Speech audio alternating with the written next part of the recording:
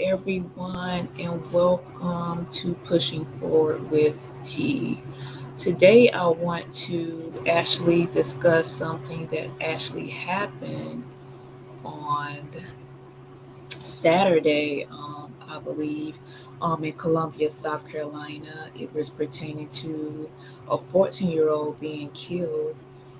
Just a senseless act. He went to a convenience store and he was shot. According to the Richland County Sheriff Department, Rick Child, who is the owner of the Shell gas station on Proclaim Boulevard, this actually happened around 8 p.m. Sunday night. He shot down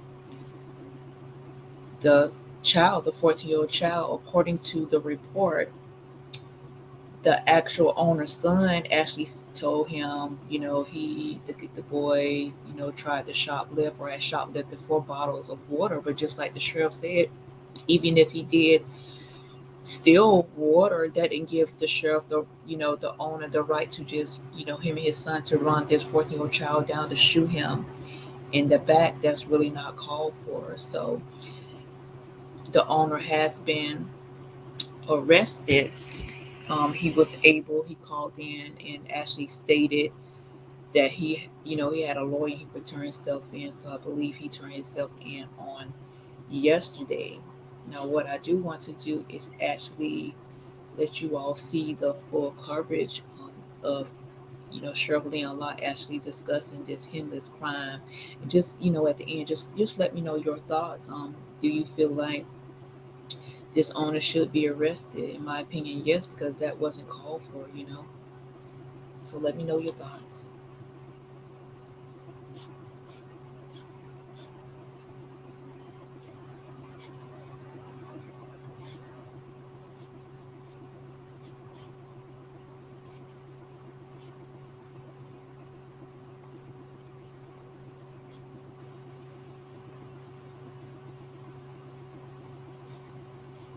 Makes sense. We have a family that's grieving. We have a community that's grieving over a 14-year-old who was shot. His name is Cyrus Cermak Belton. Um, his family's been notified. We just talked to the mom just a few minutes before we came into here. We've also met with different groups. I think it's very important that we get the truth out. There's a lot of different narratives that's being circulated that is not true, but the facts are very disturbing as they are. This happened about 8 o'clock last night, a convenience store on Park Lane where the victim went in. Um, the owners of the convenience store suspected him of shoplifting. He did not shoplift anything. We have no evidence that he stole anything whatsoever. There was a verbal confrontation inside the convenience store. Um, the victim went outside. He took off running. The son of the owner of the convenience store gave chase. The father, who owns the convenience store, joined in the chase. He was armed with a pistol. They chased a young man towards Springtree Apartments. Young man fell down. He got back up. At some point, the son said that he had a gun, that the victim had a gun, and we did recover a gun that was close to his body. At that point, the father shot the young man in the back. He was not laying on the ground. Did not have his hands up.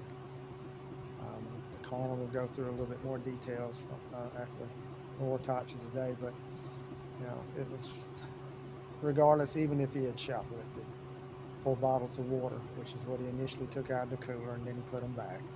Even if he'd done that, that's not something you shoot anybody over, much less a 14-year-old. But you just don't do that. You know, this location has had lots of incidents in the past, shoplifting incidents. There have been confrontations between the owners of the store and customers and people in there actually shoplifting. But you don't do what happened last night. We're charging the owner of the store, Rick Chow, with murder. He should be arrested at any moment now, but he is charged with murder. Um, think that is significant for the community to know that, we went through our process of our investigation. We had to wait on the coroner to do our autopsy this morning. We had to talk to witnesses. We had to make sure that we had the facts that we've been able to find. Um, Again, what clouded the issue is that the victim did have a gun. There was a confrontation. We had to make sure that those who fired the shots did not have that gun pointed at them, and they did not, in legal terms, be in fear of their life. And Rick Chow shot this young man in the back, and he killed him. And he is going to be appropriately charged with murder, which is what he should be charged with. Again, these are the facts of the case. This is the facts that the community needs to look at. The community needs to look at a tragic incident occurred, that the person responsible is being arrested and charged appropriately, that we did our investigation as quick as possible, but we did it in a way that we made sure that we did everything we were supposed to do. The coroner's done everything that she has to do. We work as a team when it comes to investigations like that. She has to rely on us, and we rely on her, and that's what we've done. So I'm gonna ask the coroner if she'll share a little bit. 14-year-old Cyrus Carmack Belton of Columbia died from a single gunshot wound to his right lower back. There were no other injuries that could have contributed to his cause of death. The fatal shot caused significant damage to his heart and hemorrhaging. This is an ongoing investigation. There is no indication that he was shot inside of the store. Again, as the sheriff has mentioned, controlling the narrative is very important here. We've seen lots of things on social media today, even starting last night with people saying that he was kneeling down, that they were standing over him. That is not true. We don't have any indication that the shot occurred with him in that position. It seems to be consistent with someone who was running away from the assailants, and so we are confident that this was done in a manner that we will now classify as a homicide. This was not an accidental shooting by any means. This was a very intentional shooting, and unfortunately, Cyrus Carmack Belton lost his life. Are there any questions for me? Yes, Cyrus. His last name is Carmack Belton. It's hyphenated, Carmack-Belton,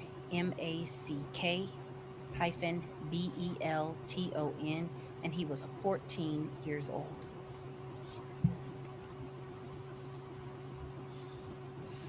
I've stood up here too many times and talked about guns and what these guns are doing to our community, and this was unfortunately an example of that last night.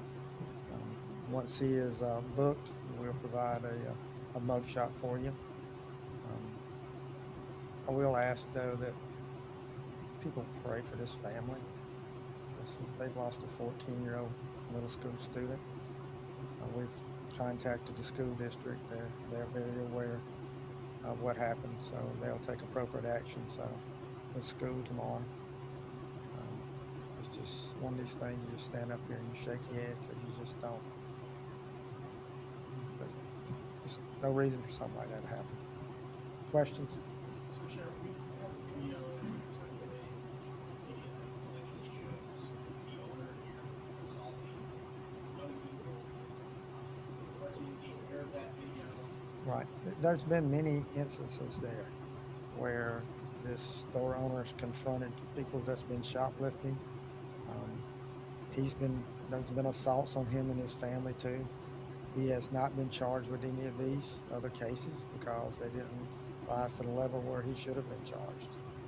But last night, it rose to that level, and that's why he's charged with murder today. Right, so could you sense of why he hasn't been charged with the past couple of days? Because there was shoplifting incidents confront him, and then there's been fights afterwards. He's been assaulted again, defending himself, and some of these other cases. We're aware of them. We have reports on them. We'll provide those reports, and you can read in the reports the facts of the case. So don't go by just that clip of a video that you have. You have to look at the whole story, and that's what we do. We look at the facts. That's why we're standing here today, because we looked at the facts that happened last night, and we've charged him appropriately. So is it confirmed that the 14-year-old had a gun on his person? I know you said up near his body. Right now, we don't have anything that says that he did not have that gun on him.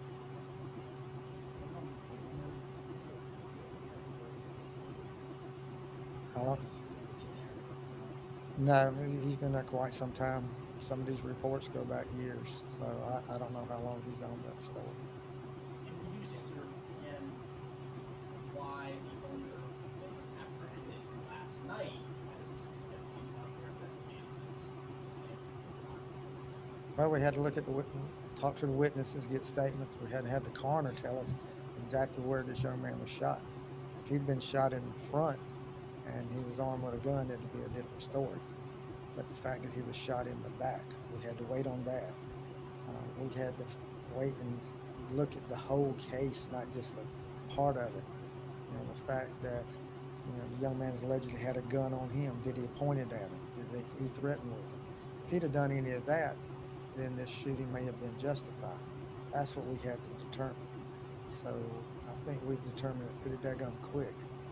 Less than 24 hours after we have a very intense investigation, a complex investigation, we're charging somebody for murder. That's pretty good. How are deputies able to locate two shots away? We made contact with him, and he was supposed to turn himself in. He has not done. He did not do that originally. He's met with an attorney, and his attorney's bringing him